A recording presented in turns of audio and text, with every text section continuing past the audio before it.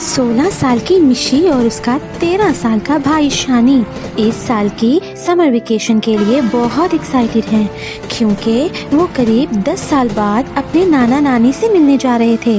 उनके नाना नानी मरी के एक छोटे से गांव में रहते थे, एक पुराना खेत वाला फार्म हाउस जहां कभी भी लाइट चली जाती थी। पर मिशी और शानी बहुत एक्साइटेड थे। ये पहली बार था कि वो अपने पेरेंट्स के बगैर ही ट्रैवल कर रहे थे। एक लंबा सफ़र तय करके उनकी गाड़ी स्टेशन पर रुकी। उन्होंने अपने नाना नानी को देखा और बैग उठाकर उनकी तरफ दौड़ पड़े। नाना नानी बिल्कुल वैसे ही लग रहे थे जैसे उनकी यादों में थे, बस अब थोड़े कमज़ोर हो गए थे। उस वक्त तेज धूप पड़ रही थी और काफी गर्मी भी थी, लेकिन उसके बावजूद उनके नाना नानी ने मोटे कपड़े पहने हुए थे। उनकी आंखों में एक अजीब सा खालीपन था। चेहरे पर मुस्कुराहट तो थी, लेकिन बहुत ही नकली सी मुस्कुराहट थी।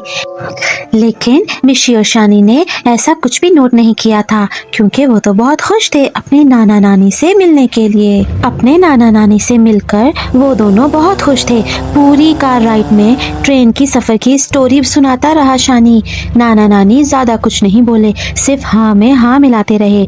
बार बार गाड़ी के मिरर से उन्हें देखते रहे। मरी से करीब 1 घंटा कार ड्राइव करके घर पहुंच गए। नाना नानी का एक बड़ा सा फार्म हाउस था जो काफी पुराना हो चुका था। पीली दीवारें और चारों तरफ जंगली घास। ऐसा लग रहा था कि जैसे उस घर को कोई मेंटेन नहीं करता था। दूर दूर तक कोई और घर नहीं था। रात हो चुकी थी तो आसपास कुछ दिखाई नहीं दे रहा था। घर के बाहर बरामदे में एक पुरानी रॉकिंग चेयर थी जो बिना हवा के भी हल्की हल्की हिल रही थी। शानी मजाक में बोला, ऐसे ही जगह हॉरर मूवीज शूट होती हैं, और दोनों भाई बहन हंस पड़े। घर के अंदर सब कुछ पुराना था। ब्लैक एंड वाइट कलर की तस्वीरें और पुराने सोफे, और अजीब सी स्मेल थी जैसे कोई सड़ रहा हो। जब दोनों ने मुंह बनाया तो नानी मुस्कुराते हुए बोली, ये गोबर की स्मेल है, खेतों से आ रही है। ये कहकर नानी किचन में चली गई और नाना जी ने उन्हें रूम दिखाकर खाने का कहा। उनका रूम बहुत बड़ा था, पर खिड़की से सिर्फ अंधेरा और लंबी लंबी घास दिखाई दे रही थी। थोड़ी देर बाद नानी ने खाने के लिए उन्हें टेबल पर बुलाया। नाना नानी उनके साथ डाइनिंग टेबल पे बैठे तो सही, पर उन्होंने कुछ खाया नहीं, बस यही रिपीट करते रहे, वो दोनों कितने खुश हैं कि बच्चे आए हैं। ये बात दोनों बच्चों को पहले तो बहुत अजीब लगी, पर वो दोनों अपने नाना नानी से 10 साल बाद मिल रहे थे। शायद उनके नाना नानी ने उन्हें बहुत मिस किया था। डाइनिंग टेबल के बाद मिशी और शानी अपने रूम में चले गए। थोड़ी देर बाद नाना जी उनके रूम में आए, गुड नाइट कहा और लाइट बंद कर दी। पर नाना जी ने जाने से पहले बोला, रात में यहाँ कभी जानवरों की आवाजें आती हैं, डरना नहीं और कमरे के बाहर बिल्कुल भी नहीं निकल कर आना। ये कहकर नाना उनके कमरे से चले गए। थके हारे हुए बच्चे कब सोए उन्हें पता ही नहीं चला। अगले 2 दिन काफी नॉर्मल गुजर गए। हर दिन नाना नानी दोनों को उठाने आते। मिशी अपना ज्यादातर वक्त खिड़की के पास ही गुजारती, स्केचिंग करते हुए। उस विंडो से सिर्फ पेड़ दिखते थे, सारे के सारे एक जैसे। शानी घर के आसपास घूमता रहता या घर के पीछे के कोने में पुराने झूले पर बैठकर अपने वॉकमैन पर गाने सुनता रहता। नाना नानी हर दोपहर को घर से निकल जाते कि वो दोनों खेत में काम करने जा रहे हैं, और सीधा रात को वापस आते। घर में एक लैंडलाइन नंबर भी मौजूद था, पर वो खराब था। वो बच्चे अपनी मम्मी पापा से भी बात नहीं कर पा रहे थे। कुछ छोटी छोटी चीजें भी थीं जो थोड़ी अजीब थीं, जैसे नाना नानी कभी भी उनके साथ कुछ खाते नहीं थे। हर बार कोई न कोई बहाना करके दोनों डाइनिंग टेबल पर बस बैठे रहते। एक बार शानी ने देखा कि किचन में फ्रिज खुला हुआ है और अंदर एक बाउल पड़ा हुआ है, उसमें कोई لال کلر کا کچھ گاڑھا سا لکوڈ تھا۔ جب اس نے پوچھا تو نانی نے صرف اتنا کہا کہ وہ ایک فیملی ریسیپی ہے۔ یہ کہہ کر وہ ہنسنے لگی۔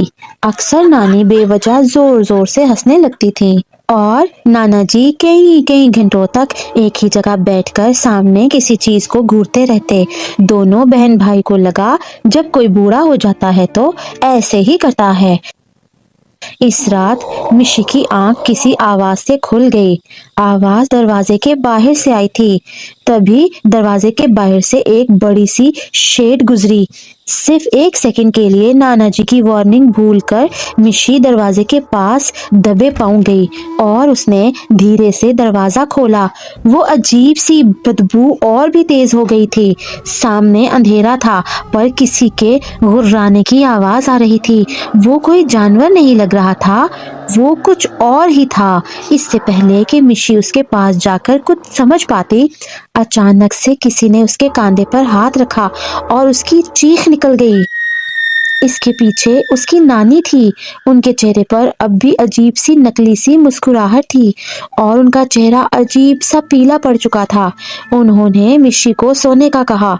گھبرائی ہوئی مشی چپ چاپ اپنے کمرے میں چلی گئی، لیکن وہ ڈر کے مارے سو نہ سکی۔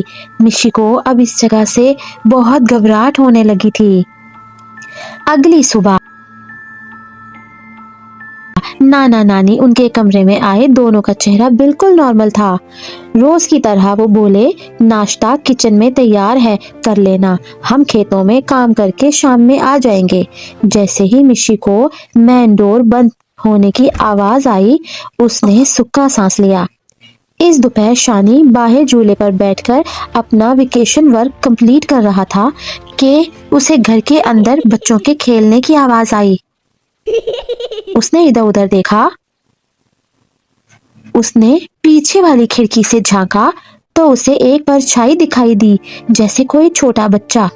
اسے لگا کہ شاید گھر پر مہمان آئے ہوں، پر جب وہ گھر کے اندر گیا، وہاں مشی کے علاوہ کوئی نہ تھا۔ وہ پورے گھر میں اس لڑکے کو ڈھونڈنے لگا اور تب اس کی نظر ڈرائنگ روم میں لگی ایک بلیک اینڈ وائٹ فوٹو پر پڑی۔ ان کے نانا نانی کی فوٹو کی آنکھوں سے خون بہہ رہا تھا۔ یہ دیکھ کر شانی ڈر گیا۔ اس نے فوراً مشی کو بلایا اور فوٹو دیکھنے کو کہا، پر تب وہ فوٹو ایک دم نارمل ہو گئی تھی۔ مشی نے بھی شانی کو اپنے ساتھ گزرا کل رات کا سارا قصہ سنایا۔ دونوں بچوں کے ہاتھ پاؤں ٹھنڈے ہو گئے تھے۔ آخر چل کیا رہا تھا اس گھر میں؟ گھر میں ٹوٹل 3 ہی کمرے تھے۔ ان کے نانا نانی کا روم فرسٹ فلور پر تھا اور وہ ہمیشہ ہی بند رہتا تھا۔ ایسا لگ رہا تھا کہ جیسے وہ گندی سی بدبو وہیں سے آ رہی ہے۔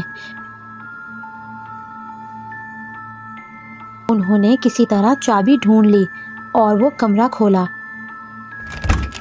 دروازہ کھولتے ہی انہیں بہت ہی گندی اسمیل آئی۔ اندر بیڈ پر 2 سڑتی ہوئی لاشیں پڑی تھیں۔ دونوں نے ہمت کی اور غور سے دیکھا۔ مشی نے دیکھا کہ ایک لاش پر وہی لاکٹ پہنا ہوا ہے جو کہ نانی نے اکثر پہنا ہوتا تھا۔ مشی کے پیروں تلے زمین نکل گئی۔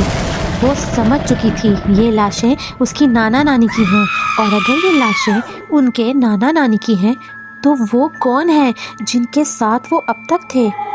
وہ کون ہیں جن کے ساتھ وہ اب تک رہ رہے تھے؟ اس سے پہلے کہ مشی اور شانی کچھ سمجھ پاتے، اس کمرے میں بچوں کی آوازیں گونجنے لگیں۔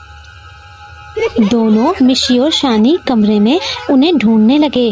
آخر یہ آوازیں آ کہاں سے رہی تھی؟ پورے کمرے میں ڈھونڈتے ڈھونڈتے شانی نے غلطی سے ایک بک شیلف کو ہاتھ لگا دیا۔ تعجب کی بات یہ تھی کہ بک شیلف کسی دروازے کی طرح کھل گئی۔ اس کے پیچھے تھا ایک سیکرٹ روم۔ دونوں میں سے کسی کی ہمت نہیں ہو رہی تھی اندر جانے کی، پر تبھی سیکرٹ روم سے کچھ بچوں نے ان کا نام پکارا۔ ڈرے سہمے سے دونوں بچے آہستہ آہستہ کمرے کے اندر جانے لگے۔ اندر کافی اندھیرا تھا، اس لیے کچھ بھی دکھائی نہیں دے رہا تھا، پر اچانک ہی ایک ہلکی سی روشنی کمرے کی دوسری طرف سے آنے لگی۔ اب ان بچوں کی آوازیں تیز ہو گئی تھی، مانو کئی بچے درد میں رو رہے ہوں۔ ایسا لگ رہا تھا کہ وہ آوازیں کچھ کہنا چاہ رہی ہیں۔ جب وہ دونوں کمرے کی دوسری طرف گئے تو دونوں کا ڈر اور بڑھ گیا۔ کمرے کے بیچوں بیچ کھوپڑیوں کا ڈھیر پڑا ہوا تھا اور راکھ راکھ بھی پڑی ہوئی تھی، جس سے پتہ چلتا تھا کہ یہاں جادو وغیرہ کیا جاتا تھا۔ کمرے کی دیواروں پر کئی ساری ڈسٹربنگ ڈرائنگز بنی ہوئی تھیں۔ دونوں ان ڈرائنگز کو دیکھ رہے تھے کہ جب وہ بچوں کی آوازیں چیخوں میں بدل گئیں، جیسے کئی بچے زور زور سے ایک ہی بات بول رہے ہوں، بھاگ جاؤ یہاں سے۔ مشی اور شانی فوراً اس کمرے سے باہر نکل گئے۔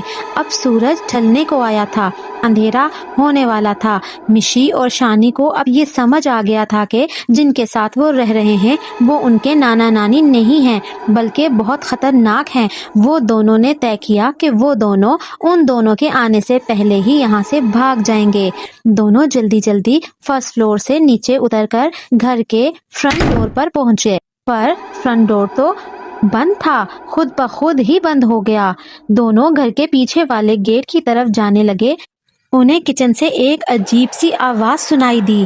انہوں نے کچن کے اندر جھانکا تو ان کی سانسیں تھم سی گئی۔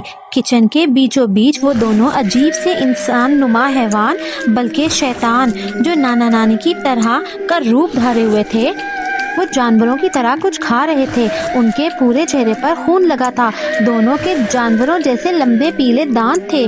وہ پورا نظارہ دل دہلا دینے والا تھا۔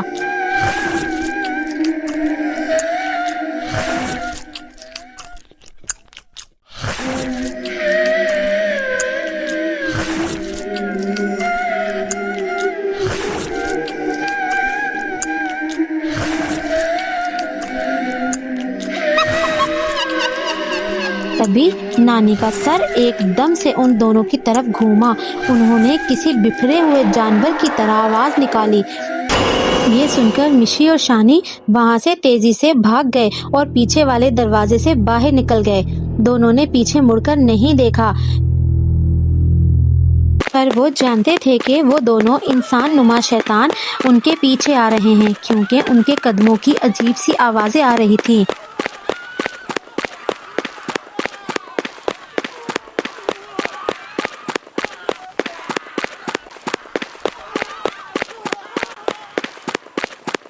بہت زیادہ ڈر گئے تھے یہ دونوں۔ بھاگتے بھاگتے وہ دونوں ایک مسجد کے قریب پہنچے اور کچھ سوچے سمجھے بغیر اندر چلے گئے۔ دونوں نے ایک بار بھی پیچھے پلٹ کر نہیں دیکھا۔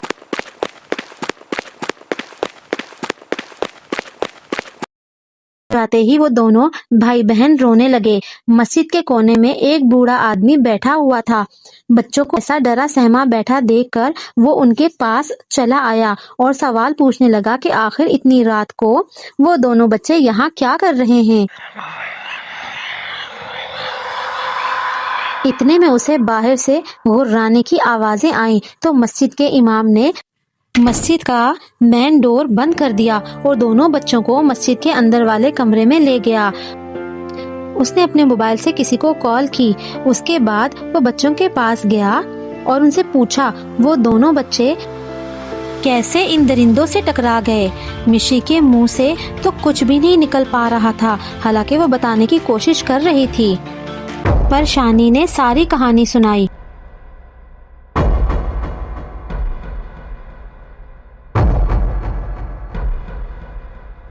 اس آدمی نے ان کی پوری کہانی سنی اور پھر انہیں بتایا کہ وہ دونوں ان کے نانا نانی نہیں بلکہ زکیہ اور عمر تھے۔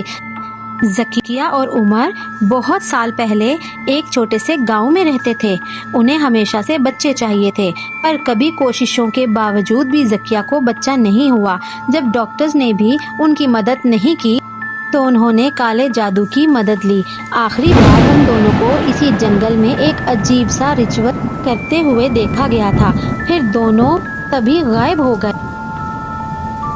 اور کئی سالوں تک वापस न मिले, इस भयानक रूप में मिले कि वो इंसान थे न जानवर, न मरे हुए न जिंदा, पर अब उनके पास किसी का भी रूप लेने की पावर थी।